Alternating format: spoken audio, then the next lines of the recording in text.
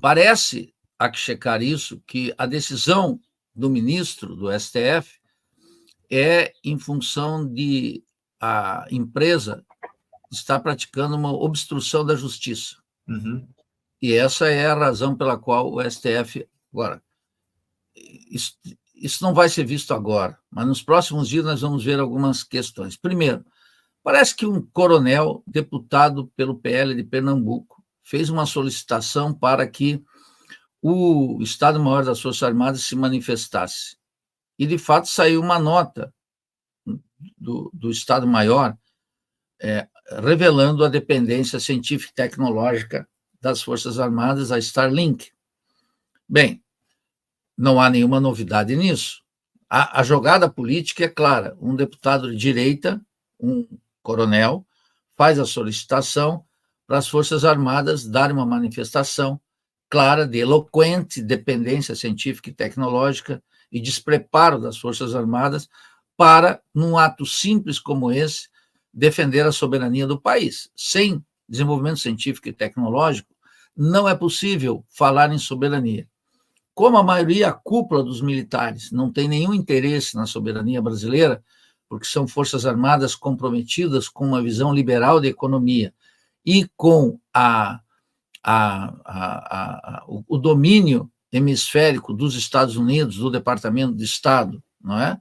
Aqui, e do Comando Sul dos Estados Unidos, a manifestação oficial das Forças Armadas foi um contrapeso à decisão do ministro Alexandre de Moraes.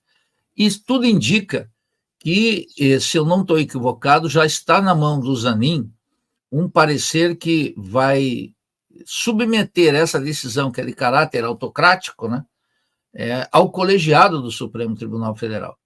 Essa decisão está sendo discutida na primeira turma, tá, Nildo? Está de maneira virtual, o plenário virtual da primeira turma está debatendo, discutindo essa decisão monocrática do Alexandre de Moraes de suspender o X.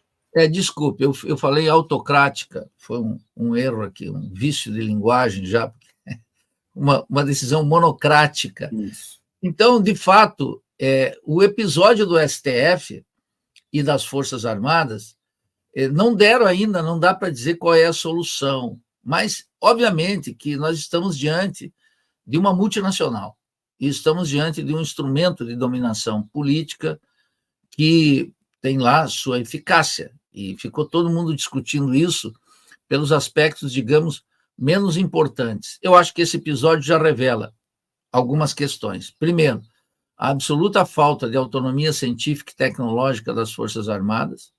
Segundo, um instrumento valioso de manufaturação da opinião pública que desapareceu por algumas horas e talvez por alguns dias. Eu fiquei imaginando como seria a vida se um raio divino ou os deuses de qualquer natureza eliminassem o Twitter, o Instagram e o Facebook e o YouTube por algumas horas. Eu diria, se fosse um Deus generoso, que fizesse isso pelo espaço de um mês. Talvez nós pudéssemos estar nos reunindo, discutindo planos para além do que se chama as mídias digitais.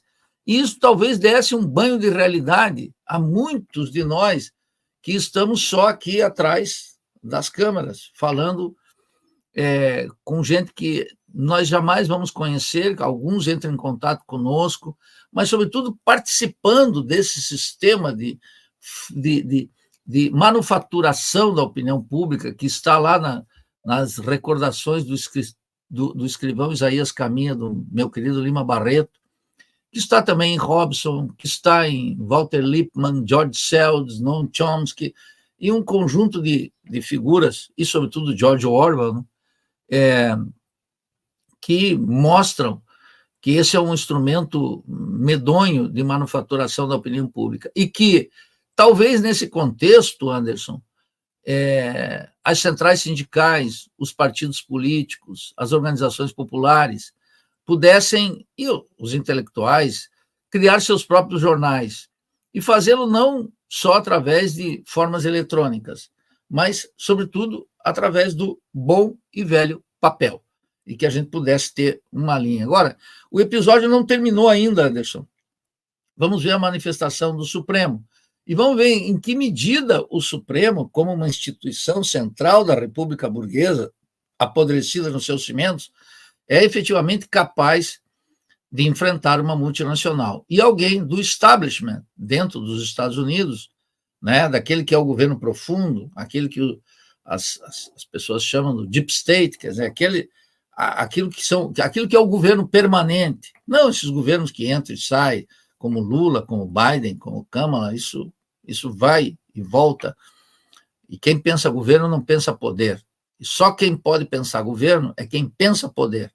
Então vamos ver como é que vai ser a manifestação ou da turma ou do pleno. Esse capítulo não terminou, mas já levantou um conjunto de insuficiências do governo, que não basta o Lula ter afirmado algo beabá. Qual foi a manifestação do Lula?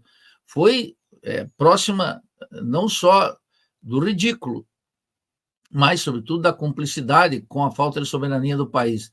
Ele afirmou que ninguém está acima da lei e todos devem se submeter ao STF. Ora, com tudo que está acontecendo, um presidente só se manifesta efetivamente, numa posição molecular, mostra a estatura do Lula diante da crise.